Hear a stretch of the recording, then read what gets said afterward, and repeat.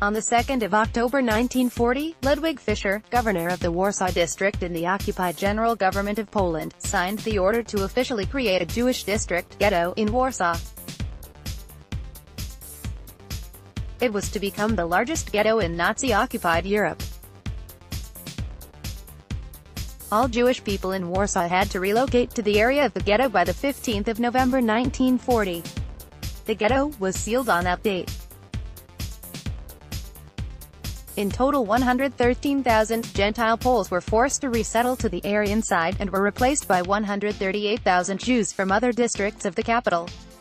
The ghetto reached its highest number of inhabitants in April 1941.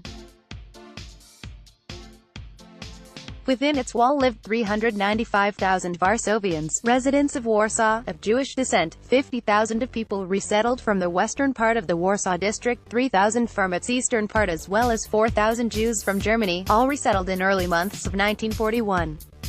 Altogether there were around 460,000 inhabitants at an area of 3.4 square kilometers, 1.3 square miles, with an average of 7.2 persons per room.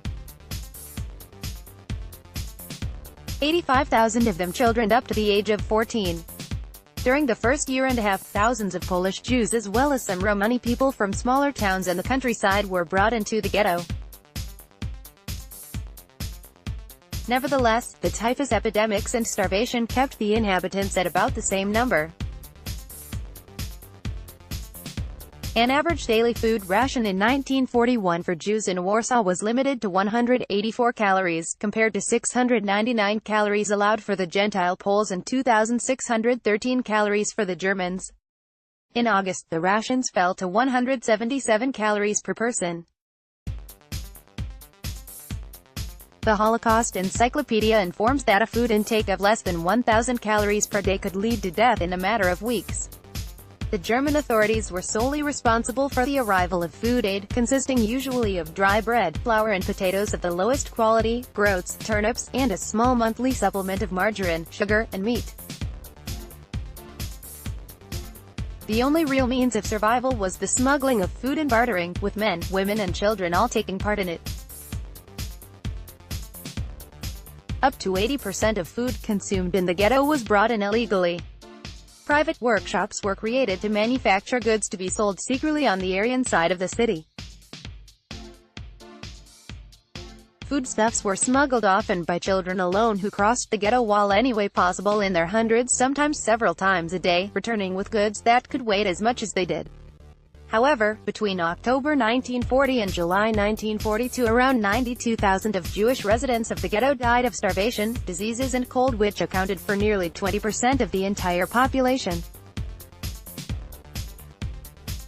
On the 21st of July 1942, the Nazis began the Gross Action Warsaw, the operation of mass deportation of Jews in the Warsaw Ghetto to the Treblinka death camp, 80 kilometers northeast.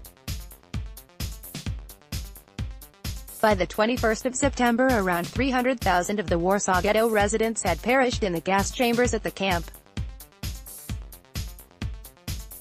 In October 1942, the Germans carried out a new population census. Only 35,639 people remained in the ghetto, around 10% of the numbers registered in July of the same year. On the 19th of April, 1943, the surviving remnants of the Jewish population of Warsaw rose to fight a final battle against the Nazis. The Nazi troops, led by SS Gruppenführer Jürgen Stroop, systematically destroyed the Jewish district and eradicated any form of resistance.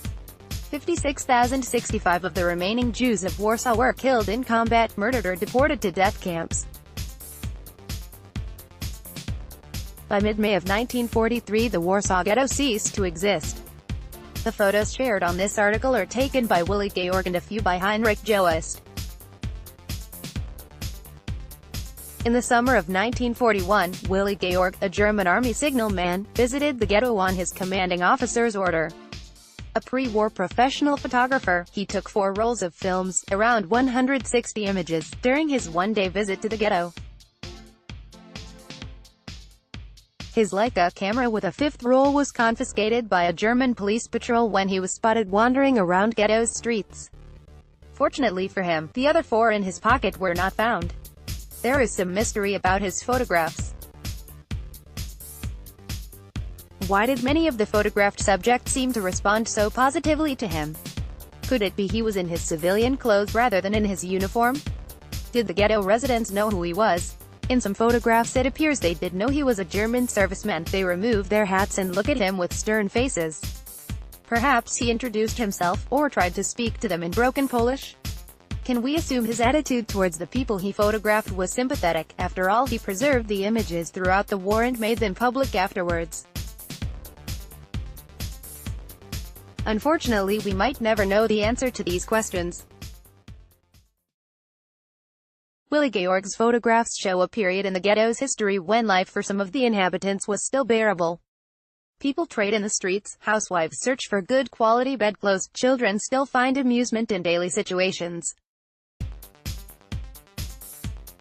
There is even limited selection of food for sale in some of the shops' windows. Trams, operated by workers from the Aryan side, provide limited public transport services. At the same time that these things were happening, however, many others, particularly children and elderly, were dying of malnutrition in the streets. The contrast is shocking. Their situation is a sign of what was to come for the ghetto inhabitants: starvation, diseases and deportation to death camps. Photo credit, Imperial War Museums, IWM, Willi Georg, Heinrich Joest, Marius Gassier.